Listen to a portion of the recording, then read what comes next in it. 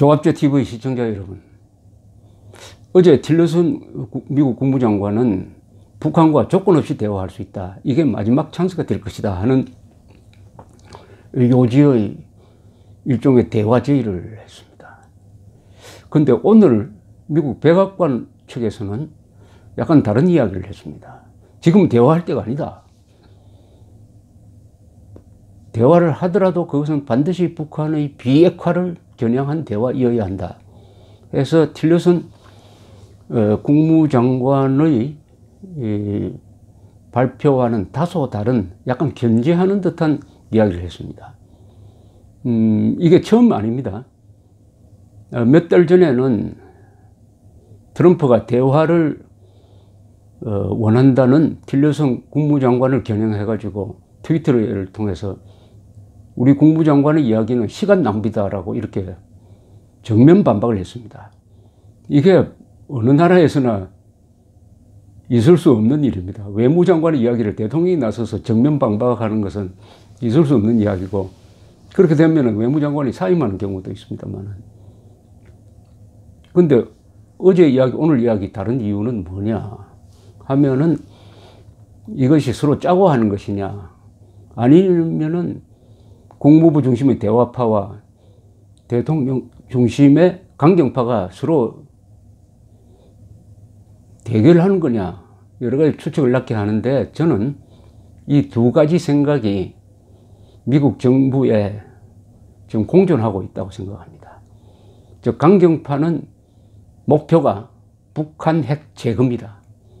대화파는 그렇게 말은 하지 않지만은 그 목표로 하나 생각하고 있는 것이 북한 핵을 인정하고 북한이 핵을 사용하지 못하도록 억제하는 전략입니다. 즉, 북핵 제거파와 북핵 억제파가 공존하고 있습니다. 이것은 한국에서도 미국에서도 세계 전체 여론이 두 가지로 나눠져 있습니다. 그러니까 트럼프 대통령도 어느 한쪽으로 결정하지 못하고 두 가지 길을 열어놓으면서 최종적으로는 어느 한쪽을 선택하게 될 것입니다.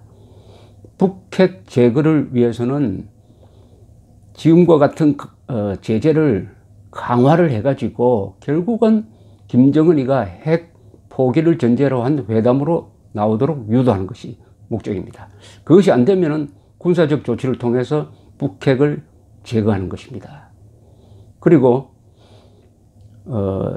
북핵 저지파는, 북핵 억제 전략을 쓰자는 사람들은 현재의 북한 핵 능력을 동결하든지 아니면 북한 핵 무장을 기정사실로 인정하고 북한이 그것을 사용하지 못하도록 첫째 제재를 강화하자, 또는 북한의 의도가 뭔지 한번 들어보자 하는 이런 노선이죠.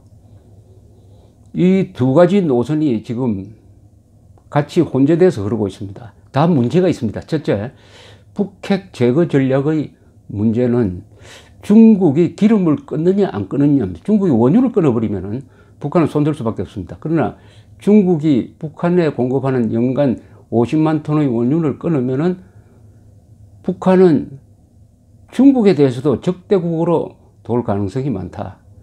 마지막 발악으로 일본이 진주만 공습을 했듯이 그때 미국이 일본에 대한 기름을 끊어버리니까 마지막 수단으로서 도발을 할 가능성이 있다, 이런 위험이 하나 있습니다. 그 다음에 해상 봉쇄, 그것이 안 될 경우에 폭격으로 핵시설을 제거한다고 했을 때 문제는 그 다음이 문제입니다. 폭격을 통해서 북한의 공군력을 마비시켜버리고 아니면 없애버리고 핵시설을 상당 부분 파괴하는 것은 가능합니다. 그럼 거기에 대해서 북한이 서울을 핵으로 공격하면 어떻게 되느냐는 겁니다. 재래식 무기로 공격하는 것은 대응이 가능합니다만, 그리고 그것으로 끝이 나느냐. 핵시설은 제거했지만 핵폭탄까지 제거할 수는 없다.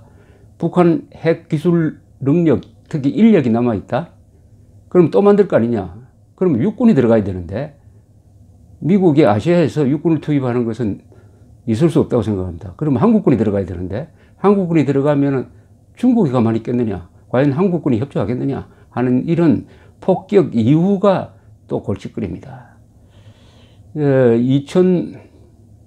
2003년에 간단하게 후세인은 제거했지만은 그 이라크를 점령 통치하는 과정에서 내전 상태가 조성이 돼가지고 미국이 10년 동안 수렁에 빠졌던 기억이 있습니다. 핵 제거보다 더 골치 아픈 것은 핵 제거 이후의 북한 관리인 것입니다. 그러니까 트럼프 대통령이 군사적 조치에 의한 해결에 대해서 고민이 많을 겁니다. 어느 대통령도 이것을 결단하는 것은 그야말로 어렵습니다. 또 하나, 북핵 저지 전략을 억지 전략이죠. 억지 전략을 쓰려면 이렇게 돼야 됩니다. 첫째, 한미일 동맹이 강화되고 억지 전략을 쓸수록 북한에 대한 봉쇄는 더 강화되어야 합니다. 그렇게 해서 북한이 내부 모순으로 공산권식으로 1989년에서 91년 사이에 공산권이 내부 분열로 무너졌듯이 내부 변화로 무너지도록 유도하면서 동시에 한국, 일본, 미국에 대한 핵 공격의 엄두를 내지 못하게 하는 압도적인 봉쇄와 압도적인 대응 능력이 있어야 됩니다. 그렇게 되면 한국은 불가피하게 좌파 정권이라도 미군 전술핵을 재배치하라고 요구하지 않을 수 없을 것입니다. 안 하면은 여론이 들고 일어날 것입니다. 동시에 자위적 핵무장 여론도 동시에 일어날 것입니다. 이렇게 되었을 때 양쪽으로 핵 제거 전략이냐, 북핵 제거 전략이냐, 아니면 북핵 억지 전략이냐, 두 가지 지금 길이 열려 있습니다. 이것을 선택할 사람은 트럼프 대통령입니다. 어느 쪽을 선택을 하든 한국의 입장은 아주 어렵습니다.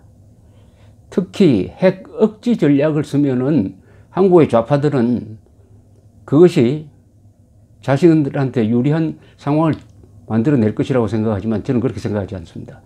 핵 억지 전략을 쓰면 오히려 문재인 정부가 움직일 수 있는 공간은 줄어들 것입니다. 핵 억지 전략을 쓴다는 것은 북한을 철저하게 봉쇄한다는 뜻입니다. 지금보다 더 봉쇄한다는 뜻입니다. 핵 억지 전략을 쓰면서 쓰는 순간에 남북 간의 대화는 매우 어렵게 될 것입니다. 그건 국제사회가 허용하지 않을 것입니다. 핵 억지 전략의 목표는 북한을 이 세계에서 완전히 고립시켜버리는 것입니다. 핵 억지 전략을 쓰면은 불가피하게 대한민국은 방어력을 강화해야 됩니다. 군사비도 더 정액해야 돼요.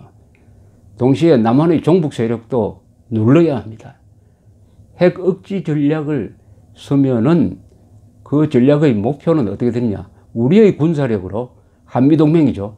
미국이 제공하는 핵 우산의 힘으로 북한이 핵을 쏘지 못하게 하고 방패입니다.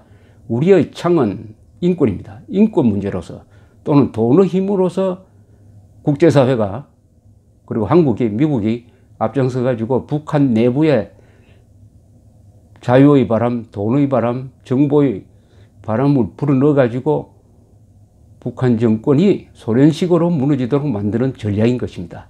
즉 핵 억지 전략이 결코 북한 정권이나 남한의 종북 좌파 세력한테 유리한 것이 아닌 것입니다.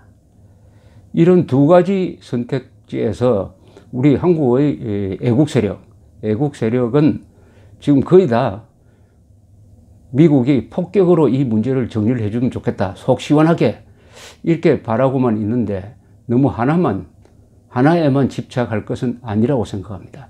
미국이 북핵 억지 전략으로 갈 때의 상황에 대비해 가지고도 논리적으로 무장을 하고 있어야 합니다. 핵 억지 전략이 결코 북한 정권의 연장을 허용하는 것은 아닙니다. 핵 억지 전략을 쓰면 쓸수록 그것은 결과적으로는 북한 정권이 무너져야 북한 핵 문제도 해결된다는 논리 구조를 갖고 있으므로 더욱더 공세적으로 북한 정권을 무너뜨리는 전략으로 갈 가능성이 많습니다. 그러니까 트럼프 대통령이 군사적으로 해결 안 하면은 북한에 대해서 항복하는 것이라든지 하는 식의 이야기는 단순 논리입니다. 우리는 동서냉전 시대 때 어떻게 해서 미국이 총 한 방 안 쏘고 북한을 무너뜨릴 수 있었느냐 하는 점에 대해서 관찰을 하고 그 교훈을 얻어야 합니다. 핵 억지 전략을 쓰면은 핵을 갖지 않는 한국은 한미일 동맹을 강화하는 수밖에 없습니다.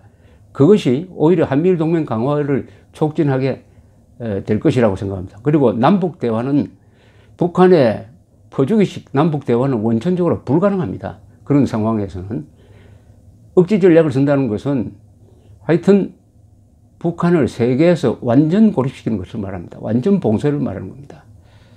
따라서 우리 나라를 걱정하는 분들은 이럴 때 주체적 판단을 해야 됩니다. 주체적 판단. 트럼프 대통령이 군사적으로 깨끗하게 정리해 주시오. 이렇게만 바라다가 안 하면 트럼프 대통령이 배신했다든지 이런 식으로 이야기하면 안 됩니다.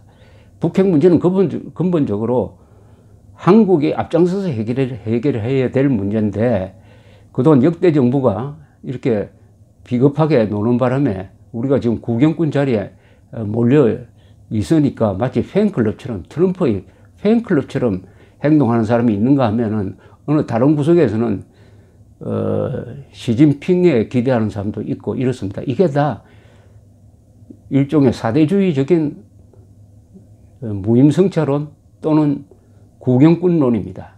이제는 우리가 주인이 된 입장에서 정부가 그렇지 않으면 국민이라도 주인 된 입장에서 주체적으로 우리 중심으로 국익 중심으로 판단을 하면서 이 언행에도 신중을 기할 필요가 있다고 생각합니다. 즉 북핵 제거 전략 그리고 북핵 억제 전략 두 개가 있다. 그러나 두 개가 같은 목표를 지향하고 있는 건 사실입니다. 그것은 핵 제거와 북한 정권 붕괴인 것입니다. 북한 정권 붕괴. 어느 쪽이 더 좋은 선택이냐 하는 데 대해서 저는 결론을 내리지 않겠습니다. 그러나 화두는 한번 이렇게 던져보는 것입니다. 감사합니다.